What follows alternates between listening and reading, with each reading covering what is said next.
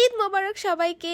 দেখতে দেখতে রহমতের মাস রমজানটা কিন্তু শেষ হয়ে গেল। আর এই শেষ দিনে বাসায় কি কি আয়োজন করলাম আর কুইক শপিং এ আমি আর ভাবি কোথায় চলে গেলাম সবই শেয়ার করবেন। হ্যালো, আসসালামু আলাইকুম everyone, this is Lamis and welcome to Lamis and Shovon's. এই রমজানের শেষ ব্লগটা আমি আমার মায়ের বাসাতেই করছি। আর আজকের দিনে আম্মু বলছিল যে ভাজা পোড়া খেতে ইচ্ছা করছে না, তো আমি আর নাবিলা মিলে ভাবলাম আমাদের পছন্দের শর্মা বা চিকেন পরোটা যাই বলি না কেন সেটাই বানিয়ে ফেলি। তো এই উদ্দেশ্যে আমি কিন্তু প্রথমে ম্যায়োনেজটা রেডি করে ফেলছিলাম। আমাদের বাসায় সবসময় কিন্তু ম্যায়োনেজটা আমি রেডি করি, এটা আমার হাতে খুবই মজা হয়। আর এটা করতে কিন্তু জাস্ট 5 থেকে 10 মিনিট লাগে। আর এদিকে কিন্তু আমি চিকেনের পুরটা রেডি করে ফেলছিলাম। তো এর ফাঁকে দেখলাম আম্মু আবার দুধ গরম করছে, মানে জাল দিয়ে একদম ঘন ঘন করে রাখছে যাতে সবাই মিলে পরে খেতে পারি।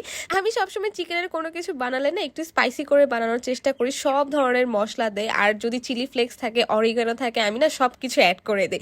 এতে কিন্তু আসলে খুবই চাটপাটা একটা ফ্লেভার আসে, খেতে কিন্তু ভীষণ মজা লাগে। তো হ্যাঁ, এদিকে তোমাদের সাথে কথা বলতে বলতে আমার এই ম্যায়োনেজটাও রেডি হয়ে গিয়েছে। আর এই এক বাটি ম্যায়োনেজ কিন্তু আজকে আমার চিকেন পরোটার মধ্যেই লেগে যাবে। আর এই পুরটা যে বানাচ্ছিলাম তার মধ্যে আমি আবার ক্যাপসিকাম, গাজর এই সব কিছু অ্যাড করে দিয়েছি। মজার ব্যাপার হচ্ছে আজকে আম্মুকে দিয়ে এই সবজিগুলো আনিয়ে রেখেছিলাম যে আজকে সাসলিক বানাবো, কিন্তু রান্নাঘরে ঢোকার পর আমার আর কোনো কিছুই করতে ইচ্ছা করছিল না এক্সট্রা। ভাবলাম যে একটা রেসিপি দিয়ে আজকে ইফতারটা সেরে ফেলি। এদিকে আমার আম্মু স্বপ্ন থেকে রেডি পরোটাগুলো কিনে নিয়ে এসেছিল যাতে আমাদের কষ্টও কম হয় আর সময়ও বেঁচে যায়। তো আমার নানু কিন্তু আবার বুদ্ধি করে এক পাশে খুদ ভাত রান্না করা শুরু করে দিয়েছিল। আর তোমরা যারা যারা ব্রাহ্মণবাড়িয়ার মানুষ আছো তারা তো খুদ ভাত অনেক পছন্দ করো, আমি জানি। আমাদের বাসায়ও কিন্তু খুদের ভাত আর ভর্তা ভীষণ পছন্দের। যাই হোক, এরপরে কিন্তু আজানের সময় কাছাকাছিও চলে এসেছিল। আমি দেখি খুবই তাড়াহুড়া করে চিকেন পরোটাটা রেডি করা শুরু করে দিয়েছিলাম। আজকে ভেবেছিলাম প্রথমে শর্মা বানাবো, তারপর ভেবেছিলাম সাসলিক বানাবো, শেষ গিয়ে আমি চিকেন পরোটা বানাচ্ছি। আর তোমরা কারা কারা আমার মতো এরকম রান্নাঘরে গিয়ে সেকেন্ডে ডিসিশন চেঞ্জ করো তা কিন্তু অবশ্যই কমেন্ট করে জানাবে।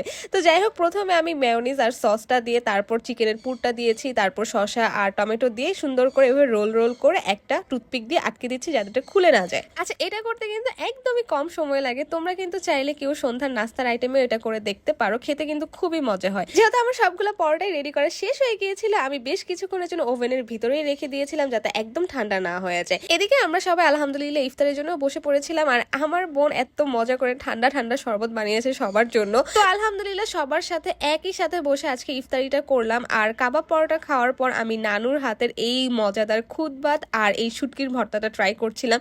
এটা যে খেতে এত মজা হয়, যারা ট্রাই করেছো তারা তো অবশ্যই কমেন্টে জানাবা। আর তোমরা যারা যারা ট্রাই করনি, রেসিপি লাগলে আমাকে অবশ্যই বলবো, আমি রেসিপিও বলে দিব। ইফতারি করে আমি আমার শ্বশুর বাড়িতে চলে আসলাম। আর এদিকে এই শার্টটা আমার ছোট খালামণি মানে সীমান্তি শোভনকে ঈদের উপলক্ষে গিফট করেছে, কিন্তু শার্টটা তার এত ভালো লেগেছে সে কিন্তু আগেই পরে ফেলেছে।